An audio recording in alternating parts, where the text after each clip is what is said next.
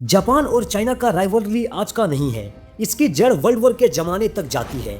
Japan ने आज तक चाइना के ऊपर अपने पुराने एक्शंस का गिल्ट ओपनली एक्सेप्ट नहीं किया है। चाइना ने भी कभी भी जापान को एक नॉर्मल पीसफुल कंट्री के रूप में देखने का ट्रस्ट नहीं दिखाया। दोनों के बीच एक साइकोलॉजिकल वॉर चलते रहती है, एक तरफ इकोनॉमिक पावर तो दूसरी तरफ मिलिट्री एम्बिशन। ताइवान एग्जैक्टली इस फिक्शन में बैठा हुआ एक स्पार्क है। चाइना के लिए ताइवान टेरिटोरियल इंटीग्रिटी का सिंबल है।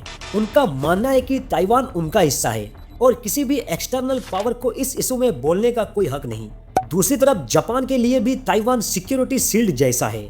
अगर ताइवान गिरता है और चाइना का कंट्रोल वहां बढ़ता है तो चाइना का नेवल पावर जापान के बिल्कुल दरवाजे तक आ जाएगा, यानी जापान की सारी मिलिट्री प्लानिंग कोलैप्स हो जाएगी। इसी बीच जापान के एक एमपी का स्टेटमेंट आता है जिस पर कहा जाता है अगर चीन ने ताइवान पर अटैक करने की कोशिश की तो जापान उसका मिलिट्री जवाब देगा। जापान ओपनली कह रहा है कि ताइवान की सुरक्षा उनकी अपनी सुरक्षा है।